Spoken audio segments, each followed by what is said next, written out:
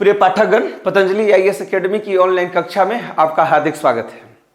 और आज हम आप लोगों के साथ झारखंड पीटी एग्जाम में जीएस पेपर झारखंड के अंतर्गत एक बड़ा ही महत्वपूर्ण topic SPT act Santhal Pargana काश्तकारी अधिनियम 1949 के बारे में डिस्कस के पश्चात आज एक महत्वपूर्ण 50 क्वेश्चन लेकर आया। इन 50 प्रश्नों को हल करने के बाद आपको कतई जरूरत नहीं पड़ेगी किसी और प्रश्न को पढ़ने की। इसलिए आइए आज हमारे साथ जुड़िए और इन 50 क्वेश्चन का उत्तर देखिए। यही एसपीटी के मूलभूत प्रश्न होते हैं। तो हम लोग एसपीटी एक्ट के अंतर एक एक क्वेश्चन को स्टार्ट करते हैं। आप अपना आंसर वहां देते चले जाइएगा, हम देखते चले जाएंगे। सबसे पहले एसपीटी एक्ट के अंतर्गत जब हम लोग चर्चा करेंगे तो मेरा पहला प्रश्न है कि संथाल परगना काश्तकारी अनुपूरक उपबंध अधिनियम 1950 राज्य के किन जिलों में प्रभावी है। और आपके सामने स्क्रीन पर कुछ जिलों का जोड़ा दिखाया गया है। आप अपना आंसर जो है सो चैट बॉक्स में दें, हम देख रहे हैं। ठीक है, ऋषभ आनंद जी का कहना है कि इसका आंसर सी होना चाहिए। और भी कुछ लोगों के जवाब आ रहे हैं। गजानन जी भी सी।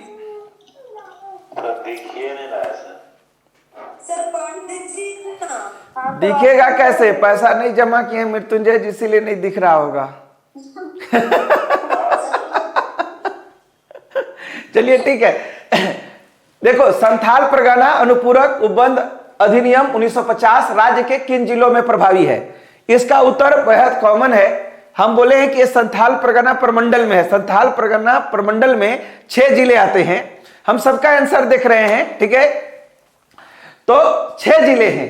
अगर हम लोग ऑप्शन ए देखें तो ऑप्शन ए में कहां से बाधा उत्पन्न होगा? ऑप्शन ए में बाधा है पलामू, यानी यहां पर एसपीटी एक्ट लागू होने का कोई चांस नहीं है। ऑप्शन बी में भी एक जिला है जो हमें लातेहार, जो दिख रहा है कि संथाल परगना संबंधित नहीं है। ऑप्शन सी दुमका, पाकुड़, साहेबगंज, गोड्डा, जामताड़ा, देवघर, ये 6 जिले हैं और इन्हीं 6 जिलों में यह एक्ट प्रभावी है। नीचे वाले में भी एक ऑप्शन गलत था, सरायकेला खरसावां। इसलिए इस प्रश्न का सही उत्तर है सी। देखिए, प्रश्न के साथ आप 2 चीजें जान रहे हैं। पहला, यहां से प्रश्न किस टाइप का पूछा जाएगा, सबसे मूलभूत क्वेश्चन यही है, तो उसका भी आंसर हम लोग कर रहे हैं और बाकी प्रश्न तो सोल्व कर ही रहे हैं। आप लोग के लिए एक और नया खबर दे रहे हैं कि अगर एसपीटी एक्ट का क्वेश्चन अगर आपको चाहिए तो आपको पीडीएफ देखने का जरूरत नहीं है। पतंजलि आईएएस एकेडमी का जो ऐप है उस ऐप में जाइए और वहां ई बुक में ऑलरेडी ये क्वेश्चन आज से ही डाला हुआ है, यानी रात को जाकर के फिर से वहां क्वेश्चन को देख सकते हैं। पीडीएफ का इंतजार समाप्त। अब सारे चीजें डाला हुआ है सर, ठीक है। अभी एसपीटी का भी उस पर आ जाएगा, टेंशन नहीं लीजिए, ठीक है। दोनों ही प्रश्न चले जाएंगे। दूसरा प्रश्न जो है सो नो क्वेश्चन, जहां क्वेश्चन की जरूरत होगी वहां हम खुद रुकेंगे। दूसरे प्रश्न की ओर हम बढ़ रहे हैं। एसपीटी एक्ट 1949 में किसी खंड विशेष में संशोधन का अधिकार किसे दिया गया है? केंद्र सरकार, राज्य सरकार, राष्ट्रपति के अनुमोदन से राज्य सरकार, या इनमें से कोई नहीं? आंसर देना शुरू कीजिए, हम देख रहे हैं, ठीक है। कुछ लोगों का आंसर आ रहा है। Shashikant G B, Shekhar Suman G B. SPT act 1949 में से किसी खंड विशेष में संशोधन का अधिकार किसे दिया गया है? प्रश्न हम लोगों का यही है। सर धुंधला दिख रहा है सर।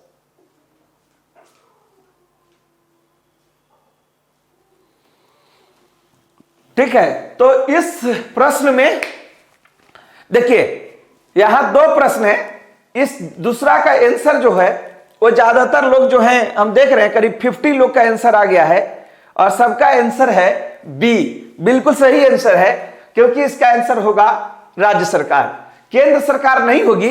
हां, सी वाला प्रश्न जो है यह सीएनटी के संदर्भ में है। सीएनटी एक्ट में या एसपीटी एक्ट में अगर राज्य सरकार कोई संशोधन करना चाहती है तो क्या यह राष्ट्रपति के लिए गवर्नर आरक्षित नहीं कर सकता है? या राष्ट्रपति का अनुमोदन इसमें जरूरी नहीं है? इसके कुछ क्षेत्र 5वीं अनुसूची के अंतर्गत नहीं आते हैं। आप लोगों ने बी आंसर दिया है, उन्हीं से हमें प्रश्न पूछना चाहते हैं। ठीक है, इस विकल्प के अनुसार सी ऑप्शन पर आप लोग क्यों नहीं विचार करना चाहते हैं? अभी हाल ही में हमने 2 संशोधन पढ़ाए थे, सीएनटी और एसपीटी एक्ट दोनों के संशोधन को, और दोनों संशोधन को बोले थे कि राज्य सरकार कानून बना करके भेजती है तो इसे मंजूरी के लिए राष्ट्रपति के पास भी भेजा जाता है। राष्ट्रपति के मंजूरी मिलने के बाद ही यह अनुमोदन अनुमान्य होता है। तो क्या यह नियम यहां पर लागू होता है या नहीं होता है? इस क्रम में इस प्रश्न का सही आंसर सी होगा, न कि बी होगा। बी राज्य सरकार, अगर ऑप्शन में सी नहीं होता तो बिल्कुल सही होता, लेकिन यहां पर है कि राष्ट्रपति के अनुमोदन से राज्य सरकार। ठीक है, तो यह आंसर पर आप लोगों ने विकल्प पर ध्यान नहीं दिया। ठीक है, लेकिन मैं जानबूझकर ये बातें घुमा रहा हूं, फिर भी जाएंगे लौट करके कि ऑप्शन बी ही करेक्ट है। ठीक है, 2 में तो लिखा हुआ ना? नहीं, क्लियर वही बात बोल रहे हैं। आप ध्यान सुनिए कि ऑप्शन बी पर ही हम जाएंगे और वही सही है। क्यों? राष्ट्रपति के अनुमोदन से राज्य सरकार नहीं। अगर ये लिखा होता कि राज्य सरकार के द्वारा पारित होने के बाद राष्ट्रपति द्वारा अनुमोदित, तो दोनों अलग टर्म है। अभी पॉलिटी भी आप लोग पढ़ रहे हैं, उसमें क्या पढ़ रहे थे?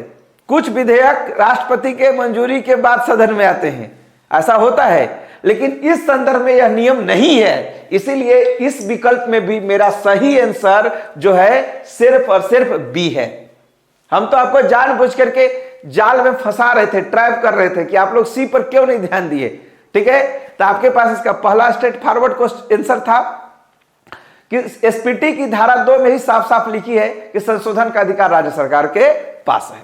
चलो ठीक है, मेरा काम है कि मैं आपको दूसरी ओर भी लेकर के चलूं, जो प्रश्न बाद में आपके पास सामने आ सकते हैं। इसीलिए नेक्स्ट क्वेश्चन चलते हैं 3 नंबर प्रश्न है, एसपीटी एक्ट के संदर्भ में आदिवासी का तात्पर्य क्या है?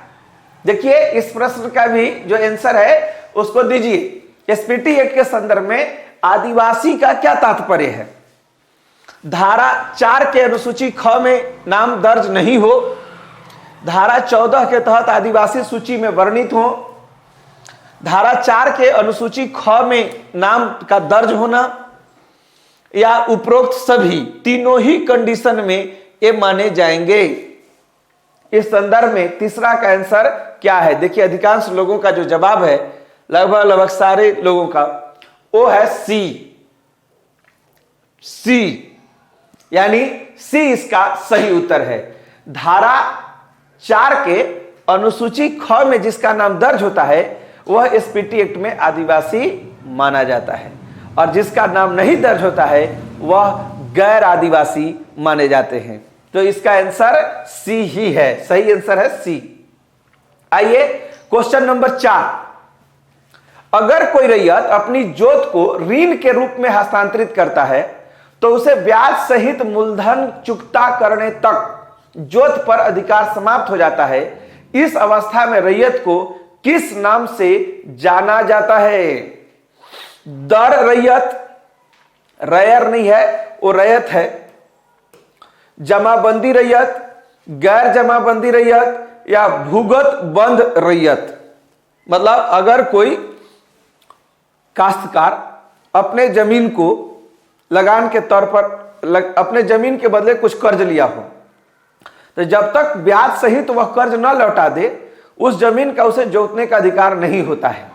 ठीक है, तो इसका आंसर सारे लोग लगभग राजमणि डी बता रही हैं, राजेंद्र प्रजापति जी भी डी, यानी उसे भूगत बंध रैयत के नाम से जाना जाता है। यह सही आंसर है डी। चलिए नेक्स्ट क्वेश्चन,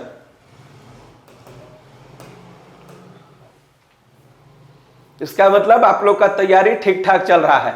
एसपीटी एक्ट 1949 के अंतर्गत आने वाले वैसे ग्राम जिसमें न तो कोई मूल रैयत हो और न ही कोई ग्राम प्रमुख नियुक्त हुआ हो, तो वो क्या कहलाता है? ठीक है, और इसका ऑप्शन है खास ग्राम, निज ग्राम, गैर जमाबंदी ग्राम और डी है उपरोक्त सभी। किस नाम से जानते हैं? स्क्रीन बहुत तेजी से चल रहा है आप लोगों का। ए देखिए क्या बात है, अभी तक 35 लोग अपना आंसर सबमिट कर चुके हैं और ए के अलावा किसी का अभी तक आंसर चेंज नहीं हुआ है। ठीक है, दीपाली, नितेश, ए सही बात है। जिस गांव में न तो मूल रैयत हो और न ही कोई ग्राम प्रमुख हो, ऐसे ग्राम को एसपीटी एक्ट में खास ग्राम के नाम से जाना जाता है। क्वेश्चन नंबर 6, एसपीटी एक्ट के अंतर्गत ग्राम प्रमुख को किस नाम से संबोधित किया जाता है? महतो, मुस्तजीर या माझी, ढोकलो या दिसोम गुरु? शीला कुमारी रेज हैंड, बुलबुल, आकांक्षा, क्या बात है। इसका मतलब तुम लोगों का पढ़ाई एकदम अभी चरम पर है और ठीक ठीक तरीके से चल रहा है। गुड, सबका आंसर हम देख रहे हैं। ठीक है, वेरी गुड। चलो, उसे हम लोग मुस्तजीर या माझी कहते हैं। एक्चुअली महतो जो शब्द है ये कहां का प्रचलन है? उरांव जनजाति में जो ग्राम प्रमुख होता है उसे हम लोग महतो बोलते हैं। खड़िया जनजाति ग्रह में ढोकलो शहर व्यवस्था पाई जाती है। दिसोम गुरु माझी परगना में राजा, माझी परगना व्यवस्था में राजा को कहते हैं। तो ऐसे में ग्राम प्रमुख को मुस्तजीर या माझी के नाम से ही जाना जाता है। क्वेश्चन नंबर 6 का आंसर है बी। नेक्स्ट 7 नंबर, खास ग्राम में ग्राम प्रमुख की नियुक्ति कौन करता है? वाह, खास ग्राम में ग्राम प्रमुख की नियुक्ति कौन करता है? अनुमंडल पदाधिकारी, उप समाहर्ता, उपायुक्त, आयुक्त। खास ग्राम में, खास ग्राम कौन है? जिस ग्राम में न तो मूल रैयत हो न ही ग्राम प्रमुख हो। ठीक है, तो यहां पर अगर ग्राम प्रमुख की नियुक्ति करना हो तो नियुक्ति कौन करेंगे? 7 नंबर का है, सारा आंसर चल जा रहा है सी। बहुत फास्ट जवाब देता है राहुल, सबसे पहले 2-3 में उसका भी नाम आता है। चलिए, खास ग्राम में सभी प्रकार की नियुक्तियों करने का अधिकार किसको प्राप्त है? तो इस ऑप्शन है उपायुक्त को। ठीक है, नेक्स्ट क्वेश्चन आगे ही कर लेते हैं, उसके बाद ही चर्चा करते हैं। खास ग्राम में नियुक्त ग्राम प्रधान या सामान्य गांवों में नव नियुक्त ग्राम प्रधान को जमींदार द्वारा जमाबंदी एवं खेवट खतियान की प्रति कितने दिनों में उपलब्ध कराना अनिवार्य होता है? डी डी डी डी के ऊपर तो बमबारी हो रहा है एकदम पूरा। किसी ने लिखा 3, ये 3 क्या है? ऑप्शन में तो मेरे पास 3 नहीं है। 3 माह लिखना चाहते हैं। ठीक है,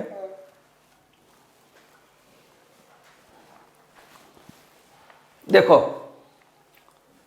ऑप्शन था, कहता है कि खास ग्राम में नियुक्त ग्राम प्रधान या सामान्य गांव में नव नियुक्त ग्राम प्रधान। किसी भी गांव में अगर नए ग्राम प्रमुख की नियुक्ति की गई है तो जमींदार का काम है कि गांव के जुड़ी हुई सारे रिकॉर्ड की फाइल वह नए ग्राम प्रमुख को दे दे। लेकिन इस देने में उनके द्वारा अधिकतम कितना विलंब वैध होगा? तो वह 3 माह होगा। ठीक है, 3 महीने के भीतर यह पूरा रिकॉर्ड अभिलेख जो है, माहे नहीं माह, ये कंप्यूटर टाइपिस्ट महोदय का पागलपन है, अधिक प्रेम होगा माही वगैरह से, इसीलिए उन्होंने माहे कर दिया है। नेक्स्ट क्वेश्चन है, ग्राम प्रधान द्वारा मूल रैयत या रैयत से वसूला गया जुर्माना किस निधि में रखा जाता है? किस मद में रखा जाता है? प्रधान की न्याय निधि, उपायुक्त की न्याय निधि, प्रधान की पुरस्कार निधि और इनमें से कोई नहीं। देखिए क्या चल रहा है स्क्रीन पर, तो जो कुछ भी चल रहा है सी चल रहा है। हो गया तुम लोग का, हम समझ गए। ठीक है, अगर इतनी तैयारी है तो कोई दिक्कत नहीं आने वाला है। 8 से 10 दिन में तुम लोग एसपीटी एक्ट पढ़े हो ऑनलाइन क्लासेस में। 8 दिन लगा है ना जी, लेकिन हाँ चलो 8 दिन में असर दिख रहा है तुम लोग को। देखो कहते हैं ये क्या है, प्रत्येक गांव में एक ग्राम प्रमुख होता है। ग्राम प्रमुख अपने अधीन के किसानों पर किसी विशेष परिस्थिति में दंड लगा सकता है। अब वो दंड के स्वरूप में जो राशि वसूल की गई है उस राशि को रखने का स्थान कहां है? तो प्रधान की न्याय निधि, उपायुक्त की न्याय निधि, प्रधान की पुरस्कार निधि। तो हम आपको बताए थे कि यह निधि प्रधान की पुरस्कार निधि में रखी जाती है। ठीक है, और इस पुरस्कार निधि को खर्च करने का अधिकार किसको है? तो उपायुक्त के निर्देश पर खर्च होगा। रखने का अधिकारी भले है ग्राम प्रधान, लेकिन खर्च करने का अधिकार ग्राम प्रधान को नहीं दिया गया है इस व्यवस्था में। चलिए तो नेक्स्ट क्वेश्चन की ओर चलें, इजाजत है? चल 10 नंबर। यहां से हम आपको शुरू में ही आगाह किए थे पढ़ने के दौरान कि धारा पर कुछ क्वेश्चन आपसे लगातार पूछे जाएंगे। ठीक है, क्योंकि ज्यादातर बातें बड़ा स्ट्रेट फॉरवर्ड इसमें लिखी गई है, सीएनटी टाइप का बहुत ज्यादा उलझा हुआ नहीं है। एसपीटी एक्ट के किस धारा के तहत रैयत को भूमि के उपयोग संबंधी अधिकार प्राप्त है? मतलब जिस रैयत के पास जमीन है उस भूमि का वह पूर्ण उपभोग करेगा, खेती में, जलाशय बनाने में, वृक्ष लगाने में, सब चीजों में। यह प्रोविजन किस धारा में है? 10 नंबर क्वेश्चन का आंसर आप लोगों को क्या दिख रहा है? कुछ लोगों ने इसका आंसर लिखा है बी। प्रमोद कुमार सिंह जी भी बी ऑप्शन के साथ जा रहे हैं, लेकिन इसमें जवाब लोगों का कम आ रहा था। अभी तक वाले जवाब में कुछ लोगों ने चेंज किया है। स्नेहा कह रही है कि ए ऑप्शन 13 होगा ना, वहाँ 14 है। ठीक है, धारा 13 होगा। 13 होगा ना। एसपीटी एक्ट के किस धारा के तहत रैयत को भूमि संबंधी अधिकार प्राप्त है? 13 है क्या सर? धारा 13 तो ऑप्शन में दिखाई नहीं दे रहा है। ऐसे में आपको यह तलाश करना चाहिए कि 13 के अलावे और कौन सा धारा था जिसमें इस प्रकार के अधिकार की बात की गई थी। एक धारा तो 13 थी ही, लेकिन 13 के अलावे और कौन सी धारा थी जिस धारा में इस प्रकार का वर्णन दिया गया था? अभी तक का पहला क्वेश्चन है जिसमें अधिकतर लोग अपना उत्तर को घूम फिर रहे हैं। कोई कह रहा है डी 58 तो नहीं होगा। 58 तक तो विदाई की बात होने लगती है। शुरुआती धाराओं में ही आप टॉप 20 में इसे ढूंढ सकते हैं। देखिए, इसके अलावे 13 के अलावे अगर इसकी चर्चा कहीं पर मिलती है तो धारा 19 में ही मिलती है। हाँ, इस विकल्प के अनुसार धारा 19 राइट ऑप्शन क्रिएट करता है। नेक्स्ट क्वेश्चन, किस धारा के तहत रैयत को भूमि से बेदखल करने का अधिकार सिर्फ उपायुक्त को है? मतलब कोई भी किसान जो जमीन धारण करता है, लगान देता है, उसे जमीन से बेदखल करने का अधिकार जो है सो उपायुक्त को है। यह किस धारा में कहा गया है? 11 का आंसर दीजिए, क्या चल रहा है? श्वेता लक्ष्मी, हाँ रोहित जी, शेखर सुमन जी का भी आंसर ए है। लगता है ए तरफ ज्यादा झुकाव है लोगों का। ठीक है, 11 का ऑप्शन ए कहता है कि किसी भी रैयत को भूमि पर बेदखल करने का अधिकार उपायुक्त के पास होगा।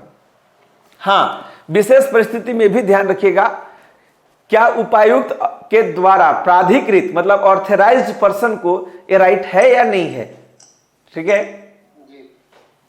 तो हो सकता है, लेकिन यहां वैसी जरूरत हमें नहीं है। 12 नंबर, ये भी क्वेश्चन धारा से ही रिलेटेड है। किस धारा के तहत रैयत को अपनी जोत में मत्स्य पालन का अधिकार होगा? मतलब रैयत अपनी जोत में, 12 का आंसर सी निखत का कहना है। और कोई कंट्राडिक्टरी अभी तक सभी कोई का सी आंसर जा रहा है। धारा 16 कुछ लोग लिख रहे हैं। चलिए, धारा सी, चलिए ठीक आंसर है। रैयत को अपने जमीन पर कई प्रकार के वैसे तो अधिकार होते हैं। किसी आर्टिकल में लिखा हुआ है कि वह अपने जोत में, अपने भूमि पर भवन बना सकता है, खपड़े का निर्माण कर सकता है, वृक्षारोपण कर सकता है, लेकिन मत्स्य पालन का वर्णन वाला जो अधिकार है ये धारा 16 में दिया गया है। यानी इसका सही आंसर क्या है जी? धारा 16, यानी ऑप्शन होगा सी 12 नंबर क्वेश्चन का। 13 नंबर प्रश्न की ओर मूवमेंट कीजिए। 13 नंबर, धारा 17 के अंतर्गत, मतलब अभी तक आप लोग धारा बता रहे थे किस धारा में प्रोविजन है, अब हम धारा को खुद ही लिख दिए हैं। चलिए आइए, धारा 17 के अंतर्गत रैयत अपनी भूमि पर कोई भी वृक्ष या बांस उगा सकता है, परंतु इस नियम का अपवाद कौन सा वृक्ष है? आम का पेड़, कटहल का पेड़, महुआ का पेड़ या उपरोक्त सभी?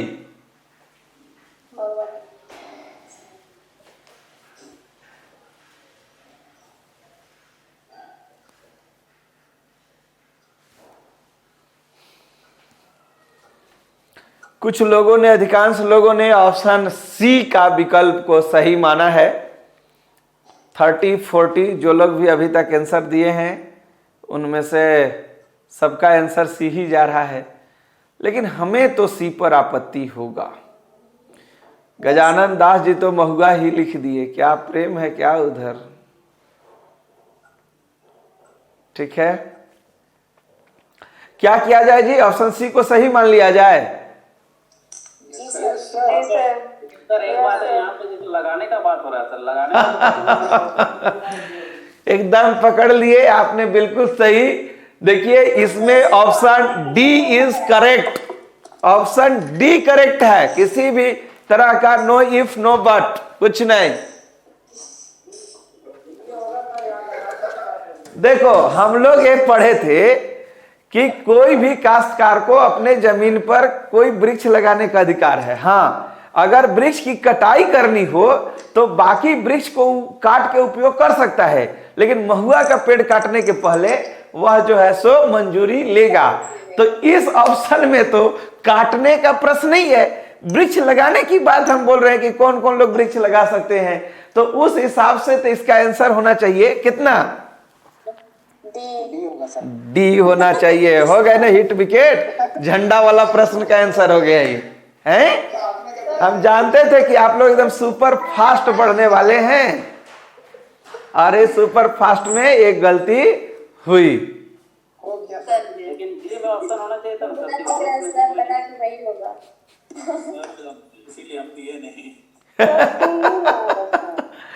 खैर आपने दिया या नहीं दिया, लेकिन इतना तो तय है कि इस प्रश्न का 13 का आंसर है डी।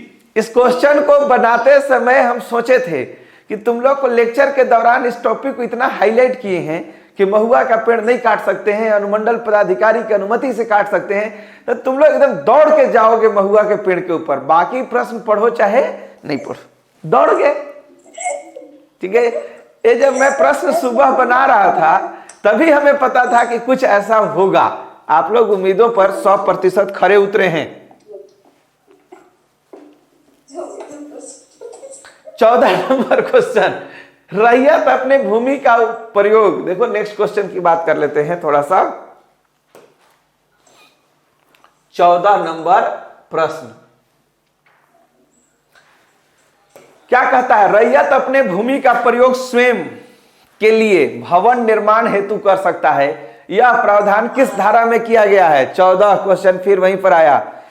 अभी तक आप लोग के प्रश्न ऑप्शन डी की ओर तेजी से चल रहे हैं। कहां पर चल रहे हैं? ऑप्शन डी, मतलब धारा 18 लोगों का ऐसा कहना है।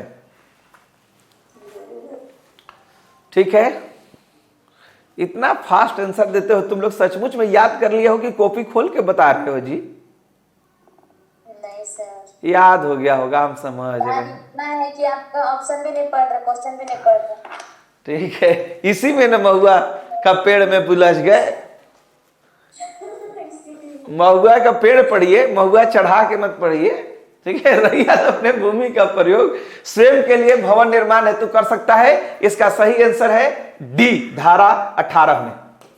अधिकांश लोगों का आंसर सही है। नेक्स्ट क्वेश्चन की ओर चलिए, क्या कहता है उसे भी देख लेते हैं। तो कहता है कि एसपीटी एक्ट के तहत वह न्यूनतम राशि क्या है जिससे कम राशि का लगान होने पर जोत का उप विभाजन प्रतिबंधित है। मतलब एक किसान के द्वारा कोई जमीन जोता जा रहा है और उसके द्वारा एक सर्टेन लगान का भुगतान किया जा रहा है।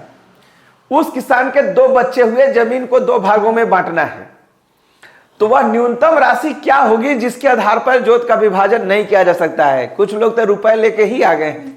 ऑप्शन लिखो, ऑप्शन 3 रुपए नहीं, रुपए का मामला, इसीलिए सी लिखना छोड़ के एकदम रुपए रुपए रुपए। अधिकांश लोग कुमार हमिता नवल किशोर जी का कहना है सी। इन्होंने डबल सी लिखा है, इसका मैंने हम नहीं समझ पाए। सूरज प्रसाद विश्वकर्मा जी सी। गुंजन जी कहती हैं कि इसका आंसर सी होना चाहिए। ठीक है, हाँ सही आंसर है 3 रुपए। हम लोग चर्चा किए थे कि अगर किसी किसान के द्वारा किसी जमीन के जमाबंदी के विरुद्ध लगान के भुगतान की राशि 3 रुपए या इससे कम हो तो वैसी स्थिति में उस जमीन के जोत का विभाजन संभव नहीं है। तो सही आंसर इसका है 3 रुपए। सही आंसर देने के लिए आप लोग भी बधाई के पात्र हैं। आप लोग को आंसर देते देख करके हमको लग रहा है कि मेरा मेहनत सफल हो रहा है, क्योंकि हम कल बोले थे कि इसका प्लेट नहीं बना है, इसीलिए क्लासें रोक के रखे थे। तो सुबह हमने इस क्वेश्चन को बनवाया एक बाहरी आदमी को बुला करके, लेकिन आप लोग के आंसर देने से लग रहा है कि मेरा भी मेहनत सफल हो रहा है। कहते हैं धारा 20 के तहत किसी अनुमंडल में रैयती भूमि का पट्टा उपायुक्त की पूर्व अनुमति से किस काल अवधि के लिए किया जा सकता है। धारा 20 के तहत किसी अनुमंडल में रैयती भूमि का पट्टा उपायुक्त की पूर्व अनुमति से लेकर किस काल अवधि के लिए किया जा सकता है। ठीक है, क्या आंसर दे रहे हैं जी? 1 वर्ष, 3 वर्ष, 5 वर्ष या 7 वर्ष के लिए। 16 नंबर प्रश्न का आंसर का जो ट्रेंड है वो अभी तक तो ए जा रहा है। ठीक है नितेश। मधु चंद्रा कुमारी लिख रही हैं 1 ईयर। क्या बात है, आप लोग ऑप्शन लिखें, हम एकदम दिल से समझ जाते हैं कि क्या आंसर आप दे रहे हैं। कोई दिक्कत नहीं है, विकल्प बताइए। ठीक है, मतलब धारा 20 के तहत किसी अनुमंडल में किसी रैयती भूमि का अगर कोई पट्टा करना चाहता है तो उपायुक्त के पूर्व अनुमति लेकर वह पट्टा तो कर सकता है, लेकिन इस प्रकार का जो भी पट्टा किया जाएगा यह पट्टा 1 वर्ष के लिए ही होगा, इससे अधिक अवधि के लिए नहीं होगा। एसपीटी एक्ट के किस धारा के तहत रैयत अपने जमीन का विक्रय दान, बंधक, वसीयत या पट्टा के जरिए नहीं कर सकता है? मतलब संथाल परगना काश्तकारी अधिनियम के किस धारा में यह प्रावधान है? ठीक है, कि रैयत अपने जमीन का विक्रय या उसका दान या वसीयत मतलब अपने उत्तराधिकारी को देना या पट्टा के जरिए नहीं कर सकते हैं। ठीक है, एक बहुत महत्वपूर्ण धारा है और इसमें बहुत सारे प्रावधान हैं, कई शर्तें लगाई गई हैं। लोगों का आंसर जो है लगता है कुछ लोग थक गए। शुरू में आंसर आता था तो 40 लोग तक आंसर आते थे, अब तो देख रहे हैं कि 26-27 में ही ग्रुप में हाथ उपटने लगा। बाकी लोग समझ लिए कि कुछ लोग आंसर दे नहीं रहे हैं, हम क्यों आंसर दें। ऐसे नवाब के नाती लोग से मेरा आग्रह है कि आप एक्टिव रहें, ठीक है, और उत्तर भेजते रहें। ठीक है, नहीं तो बीच में हमें रुकना पड़ेगा। ठीक है, 17 नंबर का आंसर जो आपके द्वारा दिया जा रहा है सी। ऐसा वर्णन धारा 20 में किया गया है। अधिकांश लोगों का आंसर सी ही है और सही आंसर है। नेक्स्ट क्वेश्चन 17 के बाद आइए 18। एसपीटी एक्ट 1949 में कि कोई आदिवासी रैयत किसी दूसरे आदिवासी रैयत को भूमि हस्तांतरित कर सकता है, परंतु इस संदर्भ में भौगोलिक परिसीमा किस इकाई को रखा गया है? इसको भी थोड़ा ध्यान से पढ़िएगा और उत्तर को दीजिएगा। ठीक है, थाना क्षेत्र, परगना या तालुका, जिला क्षेत्र या प्रखंड क्षेत्र। पिछले बार के कहने का असर हो रहा है। अभी तक 30 लोगों का उत्तर आ चुका है। चलिए, सबका उत्तर तो एक ही है। ठीक है, यानी आप लोग सही दिशा में जा रहे हैं और सही तरीके से पढ़ रहे हैं। हाँ, जो लोग नहीं पढ़े हुए हैं उन लोग कुछ आंसर को नहीं दे रहे हैं, क्योंकि उनको पता है कि हम आज ही ग्रुप में शामिल हुए हैं। कुछ लोगों को 1-2 दिन पहले आए हैं, तो उनके लिए दिक्कत रहेगी। ठीक है, देखो एसपीटी एक्ट में प्रोविजन क्या है कि कोई आदिवासी रैयत किसी दूसरे आदिवासी रैयत को भूमि हस्तांतरित कर सकता है। मतलब एसटी का जमीन बिक सकता है, विक्रय हो सकता है, दान हो सकता है, खरीदार भी एसटी होना चाहिए। लेकिन यह एसटी जो है वो अगर सामान्य तौर पर हम लोग कहें तो सब डिवीजन स्तर का होना चाहिए। सब डिवीजन को हम लोग हिंदी में बोलते हैं अनुमंडल, और अनुमंडल को ही कहे तो मुगल काल से ही से परगना या तालुका के नाम से बुलाया जाता था। तो इसीलिए जानबूझ करके हमने आपके विकल्प में अनुमंडल नहीं दिया था, ताकि आप थोड़ा और ग्रास रूट लेवल पर जाकर के इस प्रश्न का आंसर ढूंढ सकें। गुड। नेक्स्ट कहता है 19 नंबर, धारा 21 के अंतर्गत गैर आदिवासी रैयत को अपने धान का खेत भूगत बंद या पूर्ण भोग रखने का अधिकार किन शर्तों के साथ होता है? अब देखिए शर्त आपके पास है, क्या बात है, कनक का आंसर आया है अभी तक डी। राहुल कह रहे हैं कि सर इसका आंसर होना चाहिए डी। जयशंकर जी, आप बहुत मेहनत से पैसा कमाते हैं और पतंजलि में भुगतान करते हैं, ऐसा सुनने में आया है हमें। आपका आंसर डी दे करके हमको ज्यादा खुशी हो रहा है कि कम से कम मेहनत की कमाई का सदुपयोग कर रहे हैं। चलिए ठीक है। भूमि बंधक रखने वाले बैंक जो राज्य सरकार के द्वारा चिन्हित किए गए हों, अनाज गोला रखने का स्थान जो उपायुक्त के द्वारा चिन्हित किए गए हों, या सोसाइटी को जो बिहार उड़ीसा सहकारी समिति अधिनियम 1935 के तहत अनुबंधित हो। कहता है कि गैर आदिवासी रैयत को अपने धान का खेत भूगत बंद या पूर्ण रखने का अधिकार होता है। तो इसका आंसर है तीनों ही स्थिति में, अगर राज्य सरकार के द्वारा कोई ऐसा बैंक चिन्हित हो जो कि भूमि बंधक रखता हो, या उपायुक्त कुछ अनाज गोला के लिए स्थान का चयन किए हो, या बिहार उड़ीसा सहकारी समिति अधिनियम 1935 के तहत निबंधित कोई सोसाइटी हो, तीनों को ही यह अधिकार है। इसीलिए इसका आंसर जो है सही आंसर डी होगा। नेक्स्ट क्वेश्चन 20, गैर आदिवासी रैयत अपने भूमि को अधिकतम कितने वर्ष के लिए भूगत बंद रख सकते हैं? यह सीधा स्ट्रेट फॉरवर्ड क्वेश्चन है। कुछ लोगों का जवाब आ रहा है 6 ईयर। राहुल जी, आशा का जवाब है मधु चंद्रा, सुमित, ठीक है। शीला कुमारी हाथ क्यों उठा रही हैं? हाथ को नीचे रखिए और मोबाइल पर दबाइए, हम देख रहे हैं, ठीक है। यानी इस संदर्भ में गैर आदिवासी रैयत अपने भूमि को अधिकतम कितने वर्ष के लिए भूगत बंद रख सकते हैं? तो 20 नंबर क्वेश्चन का आंसर है डी। डी आंसर ही होगा ना जी, कोई कंफ्यूजन है किसी के दिमाग में? डी सबका आंसर है, यानी इतने लोग तो गलत नहीं हो सकते हैं। सही उत्तर है डी, 6 वर्ष के लिए। गैर आदिवासी रैयत अपने भूमि को अधिकतम कितने वर्ष के लिए भूगत बंद रख सकते हैं? हम बार बार आपको समझाए भी हैं कि भूगत बंद बंधक के शब्द को सुन करके बहुत लोगों को डर लगता है, लेकिन सामान्य तौर पर हम लोग बोलते हैं रेहन, कि जमीन रह के पैसा ले लीजिए, कुछ इलाज करवा लीजिए, बाद में पैसा लौटाइएगा तो जमीन आपको वापस मिल जाएगा। यही प्रक्रिया को भूगत बंद बंधक कहते हैं, और यह हमें गैर आदिवासियों के लिए अवधि 6 वर्ष निर्धारित है। 21, धारा 23 के अंतर्गत अगर गैर आदिवासी की जोत का भूगत बंद अवधि समाप्त होने के बावजूद भी अगर कोई बंधकदार जमीन का अधिकार नहीं छोड़ता तो उसे क्या दंड दिया जा सकता है? हम चाहेंगे कि आप लोग ऑप्शन को सावधानी से पढ़ें और उसके बाद उत्तर दें।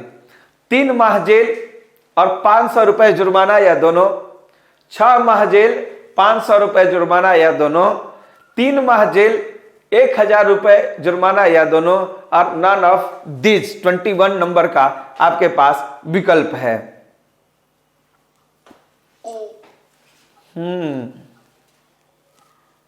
बुलबुल का आंसर आ रहा है 10। राजेंद्र प्रजापति जी, शेखर सुमन का भी आंसर है ए।